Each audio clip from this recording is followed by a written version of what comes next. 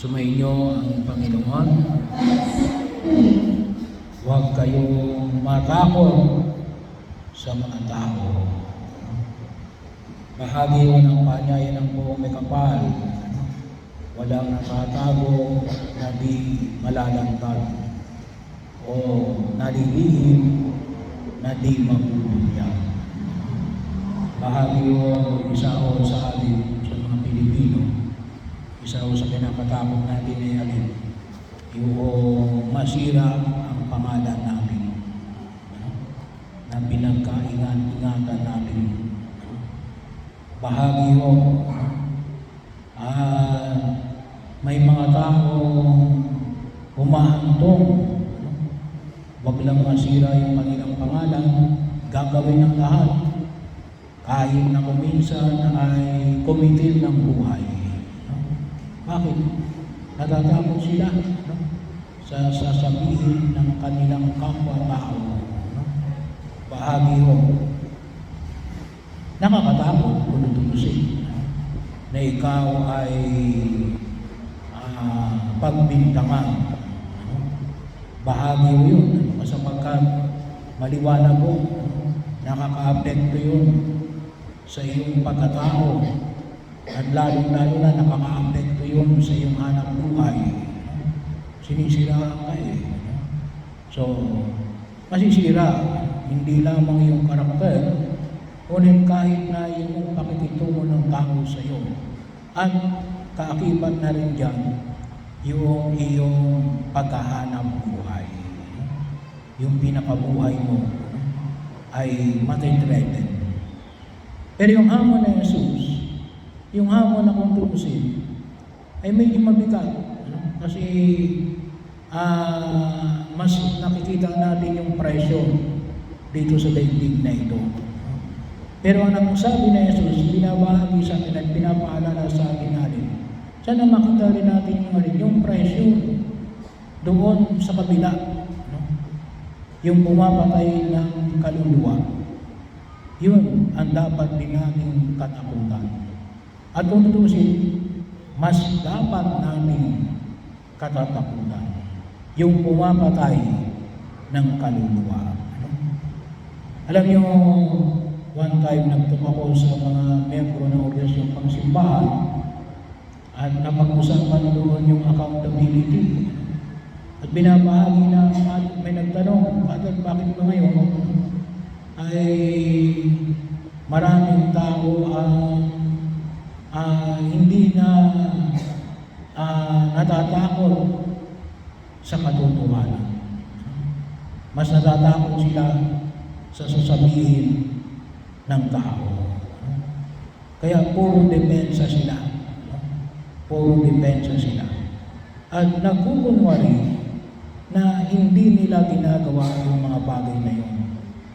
Sabi ko, isa sa mga bahagi ng aking pagnilay, kaya kung minsan hindi natin napapansin, yung paanyaya na ipinahayag na Jesus, maaaring isa, hindi lang ito.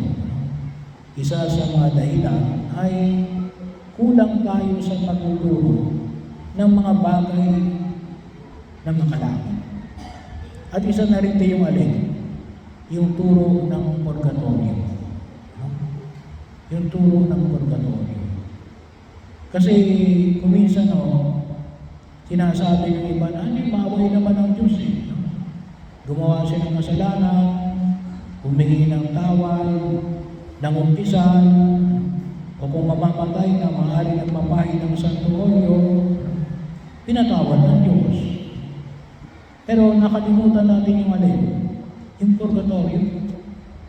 Na alin, darating yung panahon sa ikalawang paghuhukom na mayroong final judgment, yung huling pag-uusga. Dalawang klase yung kasi pag-uusga. Yung unang pag-uusga yung pagka namatay tayo. Tayo lang ang Diyos. Yung tinatawag natin huling pag-uusga, yung pangkalatan na. Pangkalatan na. Lahat ay tayo ay uhusgahan at malalaman ng lahat. Ano? Malalaman ng lahat. Hindi lang malalaman ng lahat. Ano?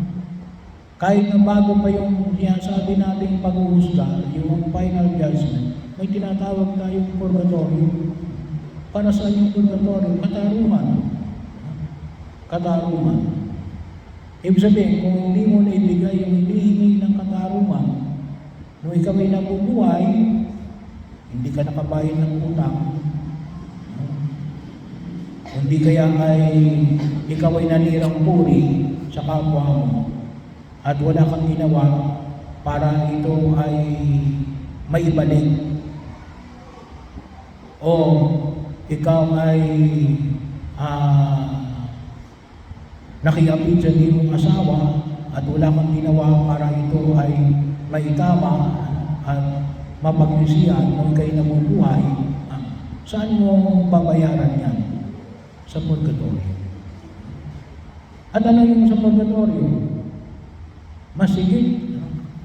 Sabi ko nga doon sa mga church worker, sabi ko, kung ikaw ay may utang na 1 milyon, magkano ibabalik mo? Kung di kayo nagnakaw ka ng 1 milyon, magkano ibabalik mo? Ay sabi rin, katumbas lang nung yung inakundi. Sa banal na kasulatan, sa lumang tipan, times 3. Sa bagong kasulatan, sa pakipag-usap ni Jesus, kay Sakeo, ay alin? Times 4. Kaya kung may utang kang 1 milyon, babalik mo yan ng 4 na milyon. So bahagi mo yun. Eh mas matindi kapag ikaw ay doon mo ibabalik yan doon sa purgatorio.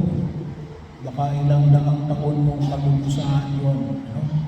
Pero ibig sabihin, yun yung langit. Yun yung buhay pagkatapos ng kamatayan. Ang alam lang natin ay yung buhay sa daigdig na ito. Sa pag-aakala na, kaya mong lagpasan yan, kaya mong iwasan yan, kaya kong takasan yan, kaya kong ipaglaban ko ng pera yan. Pero hindi. May katarungan.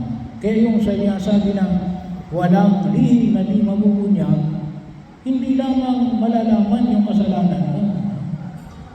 You will be accountable for your sin. Pagbabayarin ka ng iyong kasalanan. E baka sabihin naman, hindi, pinatawad na ni Jesus yung ating, pinatawad ka ni Jesus. Hindi ka napupunta sa impyerno. Pero, may purgatorio. Kaya mahalaga ko yung purgatorio eh. Kasi doon, talagang masasabi mo natin, walang lihim na di mabubunyag. At yung katotohanan na yan ay alin, kinakailangan mo ibalik yung hinihingi ng katarungan.